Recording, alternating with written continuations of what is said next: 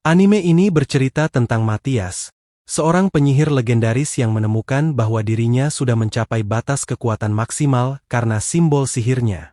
Di dunia ini, setiap orang terlahir dengan simbol sihir yang berbeda, dan simbol tersebut tidak bisa diubah.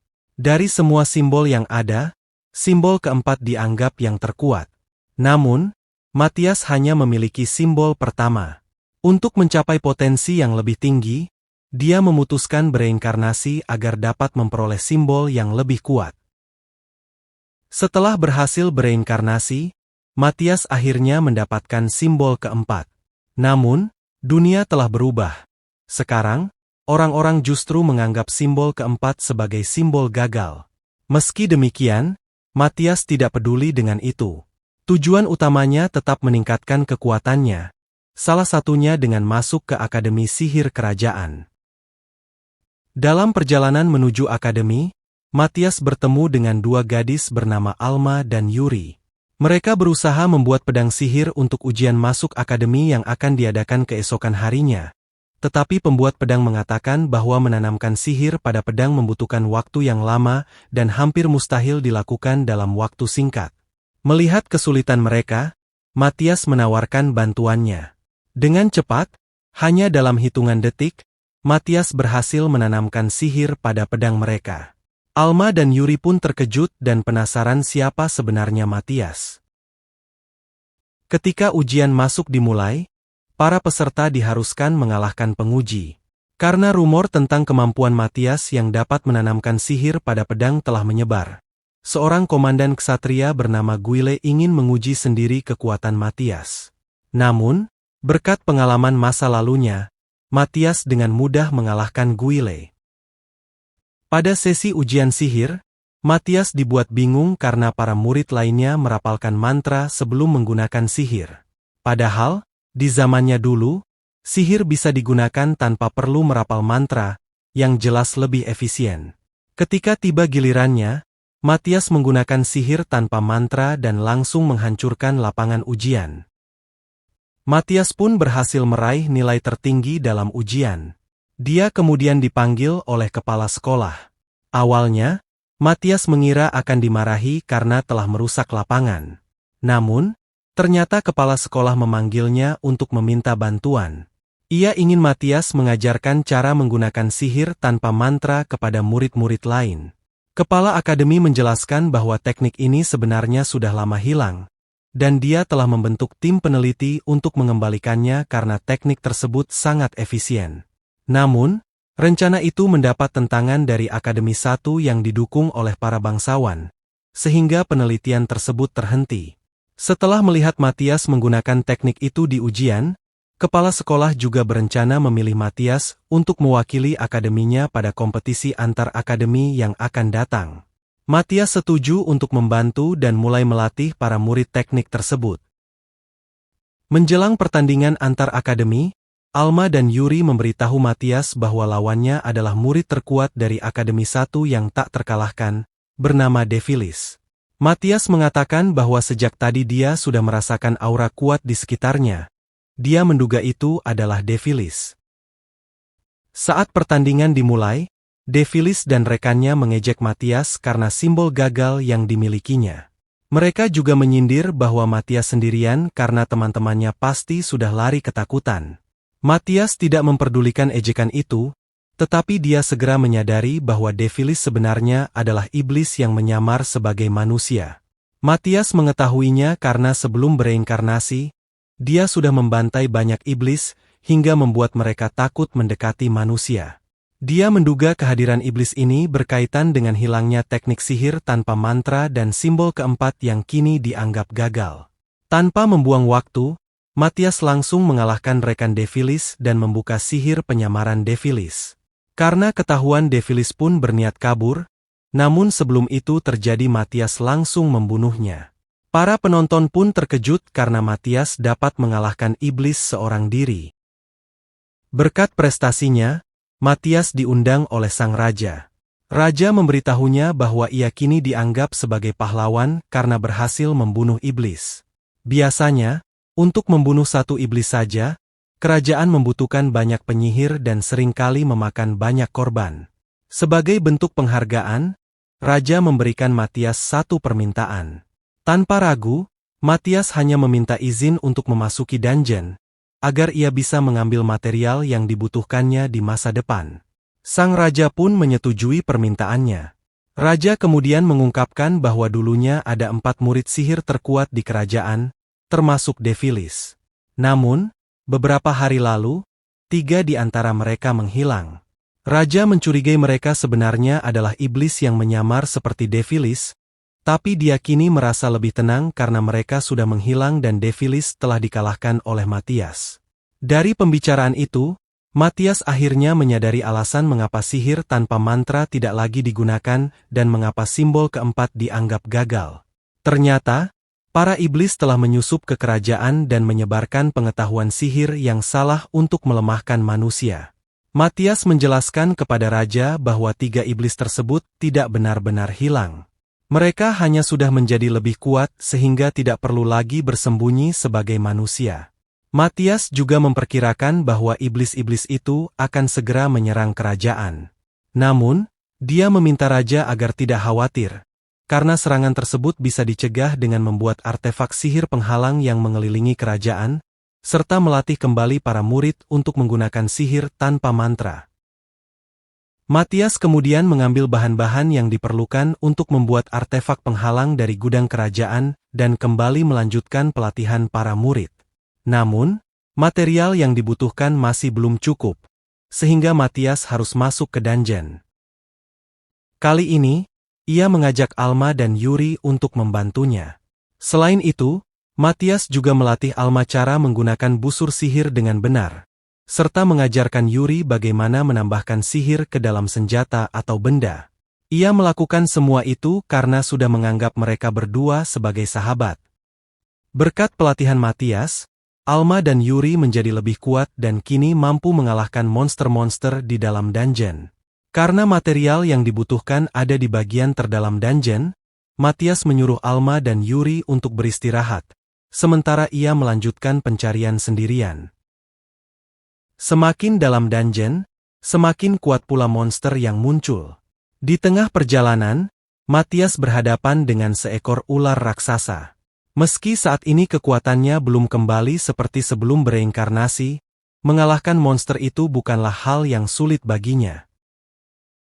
Setelah itu, Matias menjual tubuh monster ular yang ia kalahkan. Penjaga toko terkejut karena ternyata monster yang dibawa Matias adalah monster setingkat bencana. Ketika hendak kembali ke akademi, Matias merasakan kehadiran 2 iblis yang berencana menyerang akademi untuk membalas dendam atas kematian Devilis. Salah satu iblis tersebut lebih kuat daripada Devilis, sehingga Matias meminta Alma dan Yuri untuk mengalihkan perhatian iblis yang lebih lemah. Saat ini, kekuatan Matias belum pulih sepenuhnya seperti sebelum ia bereinkarnasi, sehingga ia tidak dapat melawan kedua iblis sekaligus. Awalnya, Alma dan Yuri sangat ketakutan menghadapi iblis tersebut. Namun Matias meyakinkan mereka bahwa mereka sudah jauh lebih kuat setelah banyak berlatih. Matias mengatakan, mereka hanya perlu mengulur waktu sampai ia berhasil mengalahkan iblis yang lebih kuat. Akhirnya, mereka setuju, karena jika tidak dihentikan sekarang, kedua iblis itu akan segera menyerang akademi. Matias langsung menyerang kedua iblis itu, dan mereka pun membalas serangannya. Meskipun cadangan mana Matias tidak sebanyak sebelumnya, ia tetap dapat memanfaatkan mana musuh dan memantulkan serangan mereka. Ketika salah satu iblis hendak mengejar Matias, Alma dan Yuri berhasil mengalihkan perhatian iblis tersebut dengan panah yang dilengkapi sihir pengganggu mana. Serangan itu berhasil menarik perhatian salah satu iblis. Iblis yang lebih kuat mencoba menyerang Matias dengan sihirnya. Namun berkat pengalamannya, Matias berhasil menemukan titik lemah sihir itu dan membatalkannya. Dengan memanfaatkan pengalaman bertarungnya di masa lalu, Matias akhirnya berhasil mengalahkan iblis kuat tersebut. Setelah itu, Matias segera menuju ke tempat Alma dan Yuri yang sedang berusaha melarikan diri dari kejaran iblis yang lebih lemah. Karena iblis ini tidak sekuat yang sebelumnya, Matias dengan mudah mengalahkannya.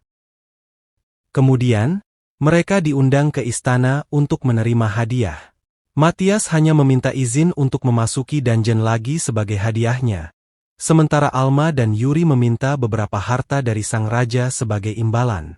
Namun, Matias menyadari bahwa sejak tadi ada iblis yang mengawasi mereka menggunakan alat penyadap.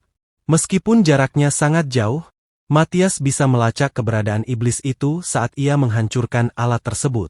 Raja kemudian memberitahu bahwa lokasi yang disebutkan Matias berada di sebuah desa yang dulu dihancurkan oleh iblis. Matias memutuskan untuk mendatangi tempat iblis tersebut. Karena jaraknya sangat jauh, ia membawa Alma dan Yuri menemui seekor naga bernama Iris yang dulu pernah ia kalahkan.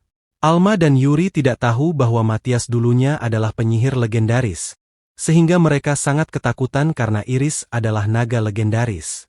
Namun, Matias menenangkan mereka dan mengatakan bahwa ia akan berbicara dengan sang naga. Awalnya, Iris marah dan berniat menyerang Matias, namun Matias berhasil membatalkan serangan tersebut. Iris pun menyadari bahwa Matias adalah reinkarnasi dari penyihir legendaris yang dulu pernah mengalahkannya. Ia pun meminta maaf kepada Matias. Matias kemudian menjelaskan bahwa ia datang untuk meminta bantuan Iris untuk mengantarkan mereka ke lokasi iblis. Namun, Iris mengaku bahwa sayapnya terluka parah karena ledakan reaktor di kerajaan saat Matias bereinkarnasi dulu. Matias mengatakan, meskipun kekuatannya belum sepenuhnya pulih, ia dapat sedikit menyembuhkan sayap Iris sehingga cukup untuk membuatnya terbang kembali. Setelah itu, mereka segera berangkat menuju tempat di mana iblis tersebut berada. Sesampainya di lokasi, Matias memberi instruksi kepada Alma dan Yuri. Kali ini, dia meminta mereka untuk menjadi penyerang utama melawan iblis yang mereka hadapi. Matias merasa ada dua iblis yang bersembunyi, tetapi untuk saat ini, dia hanya bisa mendeteksi satu yang berada cukup dekat dengannya. Meskipun tidak dapat melihatnya, Matias bisa merasakan kehadiran mana yang mengelilingi iblis tersebut. Ia pun menyuruh Alma untuk memanah ke arah lokasi itu. Iblis tersebut kebingungan, bertanya-tanya bagaimana mereka bisa mengetahui keberadaannya. Iblis itu kemudian menyerang Matias, namun Matias hanya menangkis serangan tersebut dengan mudah. Dia sengaja melakukan ini untuk memberikan waktu bagi Alma dan Yuri meluncurkan panah mereka. Awalnya, iblis tersebut meremehkan serangan mereka dan membiarkannya begitu saja. Tetapi perlahan ia mulai kehilangan kesadarannya. Saat itu barulah ia menyadari bahwa panah-panah tersebut mengandung racun. Dengan panik, iblis itu menggunakan teknik rahasianya, yaitu demonifikasi, yang meningkatkan kekuatannya berkali-kali lipat, meskipun dengan konsekuensi bahwa penggunanya akan kehabisan mana dan mati. Namun, upayanya sia-sia karena tubuhnya sudah lebih dulu diracuni oleh Matias. Setelah mengalahkan iblis pertama, Matias menyuruh Alma dan Yuri kembali ke tempat Iris berada sementara dia sendiri pergi mencari iblis kedua. Matias kemudian menghancurkan inti monster yang berisi mana untuk mengungkap keberadaan iblis kabut yang bersembunyi dengan sihir penyamarannya. Begitu penyamarannya terbongkar, iblis itu segera menyerang dan berhasil memotong lengan Matias. Namun, Matias dengan cepat menyambung kembali lengannya, karena sebelumnya ia telah melapisi lengan itu dengan sihir pemulihan. Matias dengan tenang menyatakan bahwa selama ini ia hanya bermain-main saja. Ketika iblis itu berniat menggunakan sihir terkuatnya, Matias langsung membatalkannya. Bahkan saat iblis itu mencoba kabur dengan kembali berubah menjadi kabut, Matias dapat dengan mudah menggagalkan sihir tersebut karena sudah menganalisisnya. Setelah bosan bermain-main, Matias akhirnya meledakkan iblis itu. Namun, dari ledakan itu, Matias melihat sebuah kristal. Ia segera menyadari bahwa itu adalah nadi naga yang dapat memanggil 5.000 monster sekaligus. Matias pun memahami alasan kenapa iblis-iblis itu bersembunyi di desa terpencil tersebut. Mereka berencana menyerang ibu kota kerajaan dengan pasukan monster tersebut. Namun meskipun begitu Matias tidak dapat menghancurkan kristal itu, dia hanya bisa mempersiapkan pasukan untuk mengalahkan para monster itu, karena sewaktu-waktu para monster itu akan menyerang kota. Setelah itu, mereka pun memutuskan untuk kembali. Di perjalanan pulang, Iris bertanya apa yang harus ia lakukan selanjutnya. Matias menyarankan agar Iris mengubah wujudnya menjadi manusia dan ikut bersamanya ke akademi. Dengan begitu, Matias bisa secara rutin menyembuhkan sayap Iris, sekaligus memanfaatkannya sebagai kendaraan. Setelah kembali, Matias menceritakan kejadian sebelumnya kepada kepala akademi. Ia kemudian meminta agar Iris diterima sebagai murid pindahan. Namun, kepala akademi menegaskan bahwa meskipun Iris adalah kenalan Matias, ia tetap harus mengikuti ujian masuk yang sangat sulit. Matias setuju, asalkan ia diperbolehkan mendampingi Iris selama ujian karena Iris mungkin belum sepenuhnya bisa mengendalikan kekuatannya dalam wujud manusia. Jika tidak dikendalikan, bisa-bisa seluruh akademi akan hancur. Pada ujian pertarungan, Iris dengan mudah menghempaskan guru penguji tanpa kesulitan. Kemudian, dalam ujian sihir, karena belum terbiasa menggunakan sihir dalam wujud manusia, Iris kesulitan untuk mengenai target. Tanpa berpikir panjang, ia akhirnya meledakkan target bersama dengan sebagian lapangan akademi. Melihat hal tersebut, kepala akademi tidak tahu harus berkata apa lagi, dan akhirnya langsung menerima Iris sebagai murid di akademi. Kepala akademi memutuskan untuk mengerahkan para muridnya untuk menambang mithril, bahan yang sangat penting untuk membuat artefak sihir penghalang. Matias menyarankan agar akademi lainnya, yaitu Akademi 1, turut membantu agar proses penambangan berjalan lebih cepat. Namun, ketika kepala akademi mendatangi kepala Akademi 1 untuk mengusulkan kerjasama, ia mendapat penolakan. Kepala Akademi 1 masih kesal atas kekalahan murid-muridnya dalam kompetisi sebelumnya. Mendengar penolakan itu, Matias mengusulkan untuk mengadakan kompetisi ulang, dengan kesepakatan bahwa pihak yang kalah harus mengikuti perintah pihak yang menang. Kepala Akademi 1 setuju, tetapi dengan syarat bahwa Matias tidak diizinkan ikut dalam kompetisi tersebut. Ketika kompetisi dimulai, Kepala Akademi 1 menyombongkan diri bahwa kali ini mereka pasti akan mengalahkan Akademi 2. Namun, saat melihat perwakilan dari Akademi 2 yang hanya terdiri dari 5 orang, ia merasa sangat percaya diri bahwa kemenangan sudah di tangan mereka. Namun, kepercayaan diri itu tidak bertahan lama.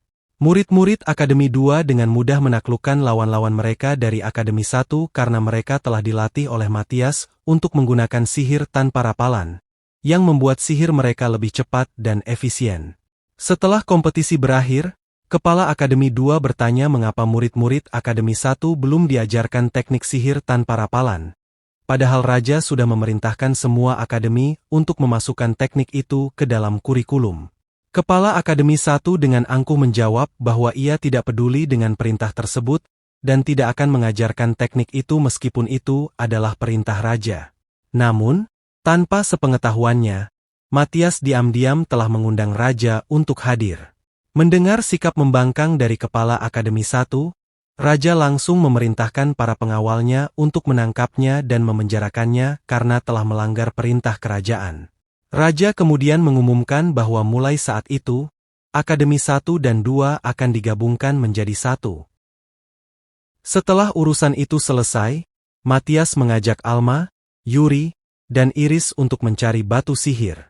Namun, yang mereka cari bukanlah batu sihir biasa, melainkan yang berukuran besar, sekitar 60 cm.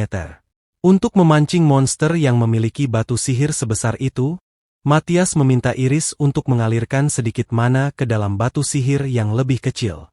Tujuannya adalah membangkitkan monster yang lebih besar sehingga mereka bisa mengalahkannya dan mengambil batu sihirnya. Namun, karena Iris masih belum sepenuhnya bisa mengendalikan kekuatannya, ia secara tidak sengaja memasukkan terlalu banyak mana ke dalam batu tersebut.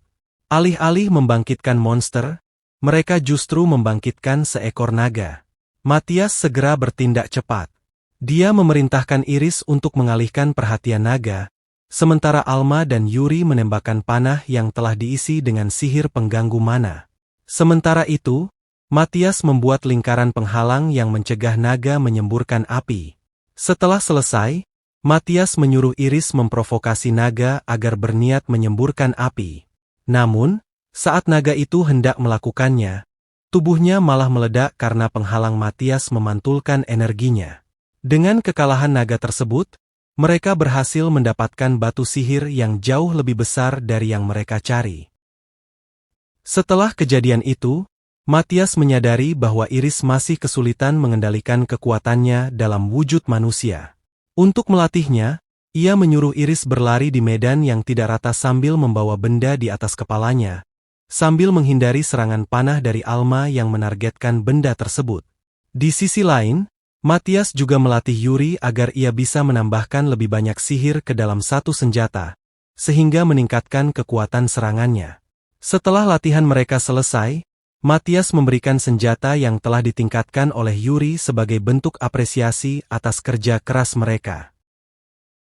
Persiapan Matias untuk menyelesaikan artefak sihir penghalang sudah hampir selesai. Ia harus benar-benar fokus agar artefak tersebut sempurna.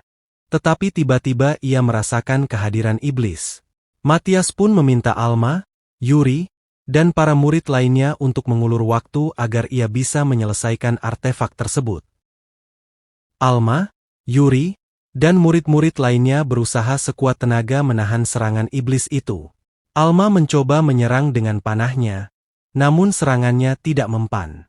Saat itu, Yuri teringat pesan Matias bahwa hanya senjata yang terbuat dari batu sihir yang mampu melukai iblis. Dengan tekad bulat, Yuri mencoba membuat panah dari batu sihir. Tetapi ia terus gagal dan hampir putus asa. Namun, berkat semangatnya untuk tidak mengecewakan Matias dan teman-temannya, akhirnya ia berhasil membuat panah tersebut. Dengan bantuan panah itu, Alma akhirnya mampu mengalahkan iblis yang menyerang. Namun, ketika mereka mengira pertarungan sudah berakhir, sekelompok iblis yang lebih kuat tiba-tiba muncul. Dalam situasi genting itu, Matias datang tepat waktu dan membantai para iblis itu dalam sekejap.